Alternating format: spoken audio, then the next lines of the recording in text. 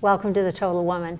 We've been in hiatus for the last 2 to 3 months, so the crew and I were rather like mixed bag of monkeys this evening getting started. So we're a little hyped about getting back together, maybe more than that.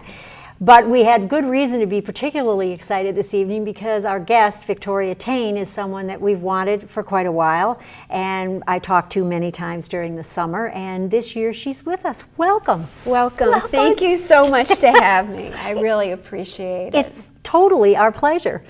Victoria is a wonderful, wonderful artist and a creator of magnificent jewelry, but many other things also.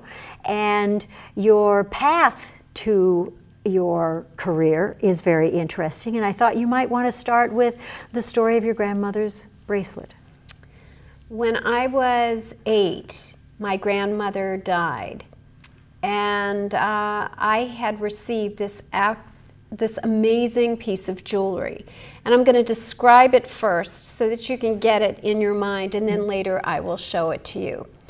But my grandmother was a woman who was a heavy-set woman who loved jewelry, and she would come to the door in her nightgown with all of her jewelry on. And she always wore big, elaborate pieces of jewelry. Well, in 1938, she found a bracelet at Macy's, and it was $35 in 1938. And wow. And people, very expensive. Yeah, people were making $5 a week. So she was a single mom. She had 3 daughters, my mother, the middle daughter, and she put it on layaway for a couple of months. And when she brought it home, my mother looked at it and she just could not believe her mother would spend this kind of money on something so gaudy and elaborate.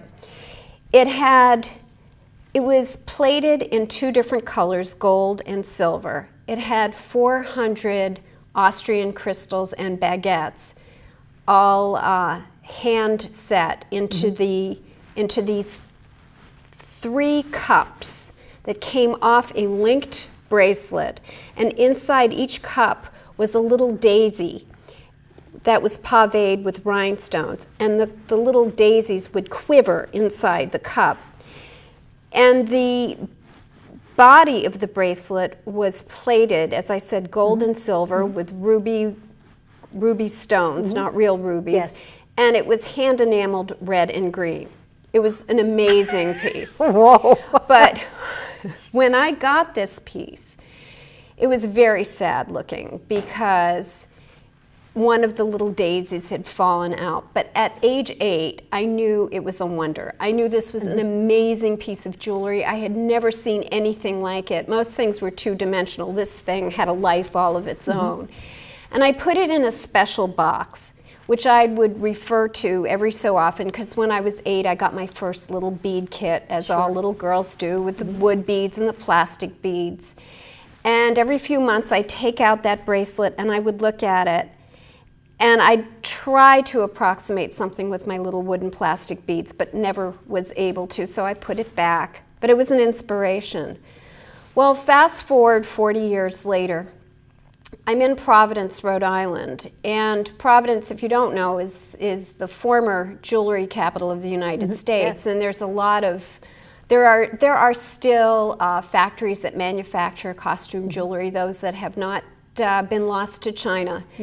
And I had a specific project that I was doing, and I had been referred to a factory down in Providence. And the man was showing me all around his factory, and it was an amazing thing to see all these hand-set stones and to see all the castings and the plating, all this amazing handiwork. And he showed me a book that had pages that were marked off. And he said, and the book was written in Italian with an English title called American Costume Jewelry. So he said, wherever you see these pages marked off with the letter C, C stands for Coro, which was a famous jewelry designer. These are pieces that my father designed. My father was lead designer for Coro jewelry from the 1920s up through the 60s. And he's turning the pages, and there it is, my grandmother's bracelet. He had designed it, his father. And on top of that, it was the bracelet, necklace, earrings. It was the set. And I went, oh my God, your father designed that? I can't believe it, the millions of pieces of jewelry coming out of Providence, Rhode Island, so few of them documented, but this was a wonder. I said, that's my grandmother's bracelet. I said, oh, I wish I could have met your father. He said, you still can. He's in the next room.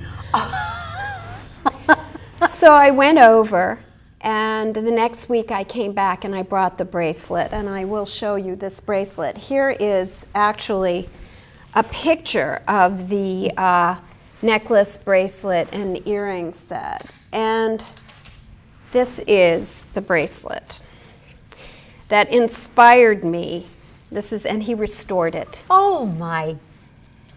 Isn't this gorgeous? Oh my goodness.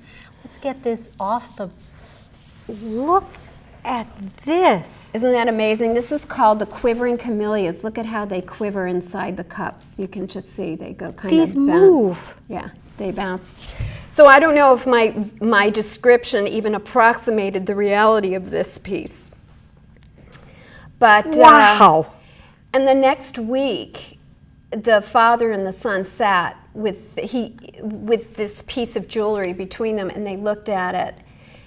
And Gene said, I haven't seen this piece in over 60 years. And he restored it because it was a very sad looking thing, and he signed it for me. And it's signed Gene Verrecchia on the back. He signed it over the Coro mark. And Fantastic. And Verrecchia means true circle, by the way. So you think about a true circle, that this piece went from Jean's hands to my grandmother's hands, many hands in between, Yes. to my mother's and my aunt's hands that used to play with it and then eventually threw it in a drawer, to my hands and back to the son and the father. So this is really the reason that I am a jewelry designer. This is the piece that inspired me. So. And it was part of your childhood and part of your family. Yes, and I touched another family because of that.